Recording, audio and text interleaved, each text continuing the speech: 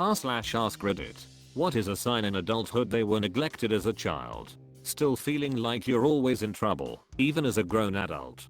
This is maybe the main reason I never feel like I'm a full adult. I'm 35, and I have to constantly remind myself that I'm not on the verge of being punished for some perceived slight. I had a realization one night while putting dishes and utensils away in my own apartment that I'd lived in for years upon years, that no one was going to yell at me for putting them away too loudly, that I was basically scolding myself for doing the right thing. Whoa. Hoarding certain things, like they never had enough and now cannot be without or afraid someone will take it away. Yeah, and as a side note, this can also be the case for people who were not neglected, but lived through poverty. Poverty and neglect here. I never went hungry, but food never felt stable or abundant. I struggle not to hoard food during good sales, and if the pantry feels like it's getting close to bare, it never truly does now. I start to get anxious and panicky and buy a ton of canned and boxed foods. Fear of abandonment, especially completely unexpected. Believing people will find someone better, or they get sick of you. Believing what makes you unique are actually flaws and more reasons to leave. People pleasing resulting in a lack of healthy boundaries, such as putting others' needs before your own, and having a hard time saying no.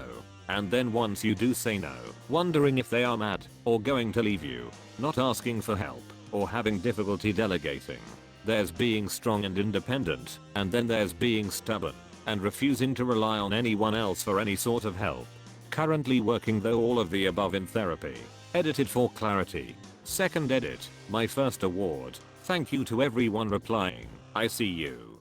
Other people see you, and love you, and will support you. We are going to be okay. I don't trust promises that people make. I avoid conflict as much as possible, and tend to look for an exit if things get loud, or if people move fast. I try not to be a burden to anyone, but I'm always checking in with people to make sure someone cares about them. I don't like spending money on myself, and if anyone buys me anything, I feel guilty or like it might be held over my head.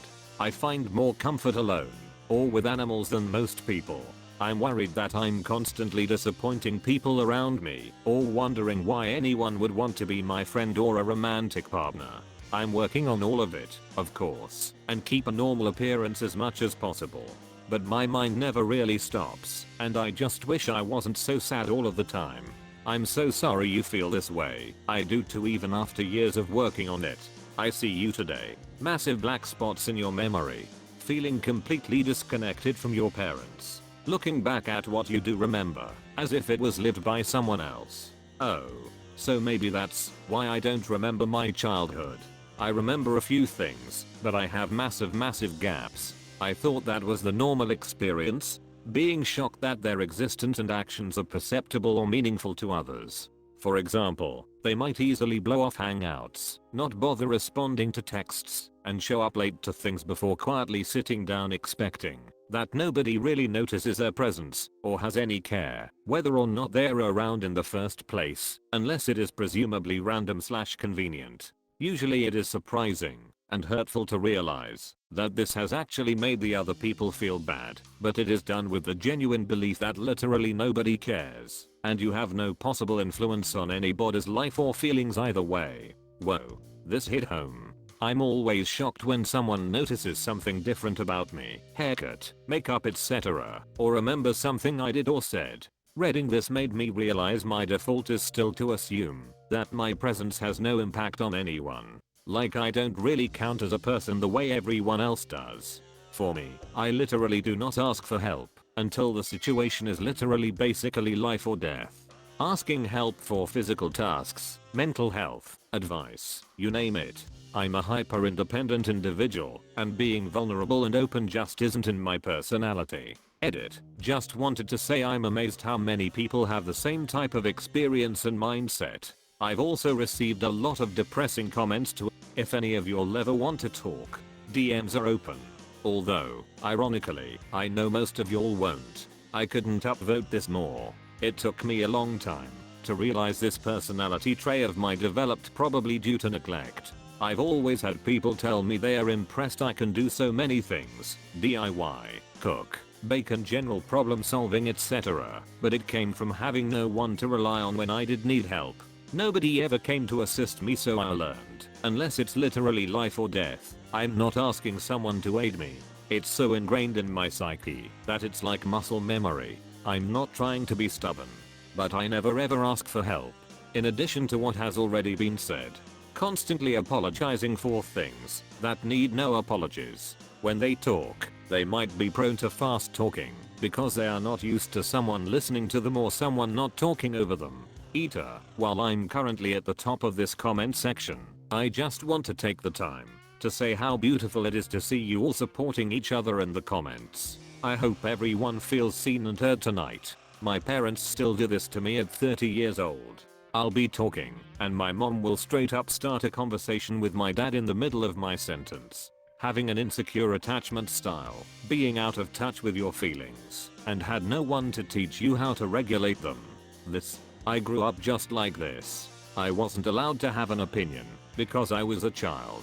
I wasn't allowed to have privacy. I was never allowed to make choices without the approval of an adult, and standing up for myself was considered being disrespectful, and I was never allowed to talk back to any adults who were being disrespectful to me. I wasn't allowed to cry or be upset about anything. And now I'm an adult, I have trouble regulating my emotions.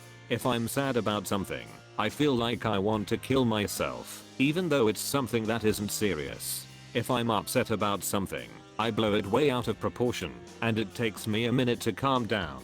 I was never taught any life lessons, or how to do simple tasks such as cleaning or cooking. I have a fear of doing a task and someone comes along and berates me for not knowing how to do something simple which I was never taught how to do during childhood. It's embarrassing, in fact. Parents who treat their children how you and I were treated just makes a person who can't think for themselves regarding decisions and always acting on impulse. Extreme defensiveness. Growing up you felt like you had to fight to the death for what you knew was right because you were constantly being told that things you saw in front of you or experienced firsthand didn't happen. I hate the question "what are you doing?" because it makes me feel like I'm doing something wrong and am being told to justify my stupid behavior right fucking now. It triggers the worst fight or flight reaction in me, and I can't stand that. I get so pissy about it because it's like never coming from a bad place. It's always genuine curiosity, yet I can't hear it without feeling like I'm being shouted at. Trouble in their relationships, often seeking out unavailable partners. I spoke about this with a close friend once because I dealt with insecure attachment issues, and she cracked this joke. Person 1, so what's your type? Person 2, someone who doesn't like me back. And if someone actually does express interest, disappear like the Homer in the Hedges meme. Someone who rarely shares what happens at home, or talk about their family, or oversharing and trauma dumping constantly, or both, at once. They don't ask for help, ever. I don't trust anyone, and I'm not gonna appear weak in front of anyone, so they can use it against me later on. I'll figure it out on my own, because no one's ever been there for me. 110% with you on this. I'm trying to be better as an adult, but when I was a kid, if I showed interest in something, or admitted to wanting anything or needing help, then my mom would find a way to twist it around and use it against me. It's easier and safer to just figure it out on my own.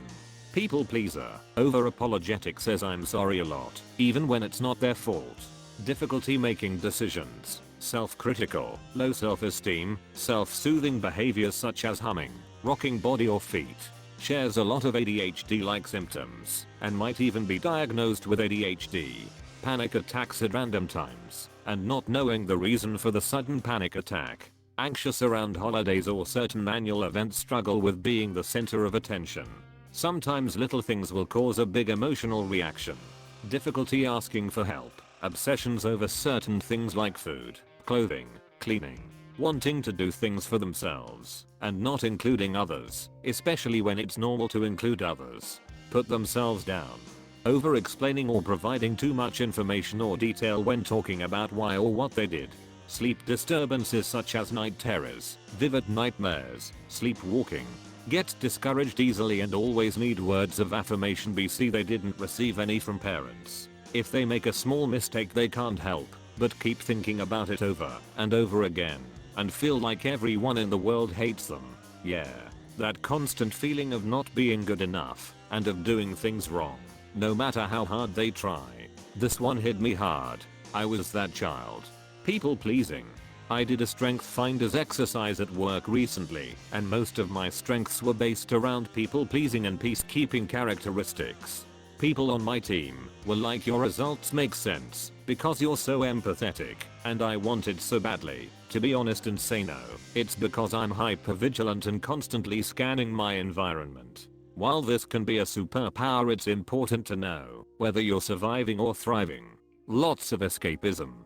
Games, books, TV, drinks, drugs, etc. and internet. I've been using it to escape my reality and my emotions since 1999. I don't play video games, but I've lost many days to 12 to 16-hour internet sessions. I often relapse. The last 2 days have been miserable. Abandoned all work and responsibilities just to escape into the abyss of the internet. Abandonment and temper issues. Yup, I harbor a lot of anger. I've learned not to allow it to be outwardly destructive, but it's still inwardly damaging. Yay, me too. Lack of trust and an inability to truly be vulnerable with anyone, leading to a lack of deep connections. Trusting no one is so damn true. My trauma makes me assume the worst in everyone and assume they have ulterior motives, or everything they're saying is slightly skewed or not the whole truth. Shout out therapy though. Yup.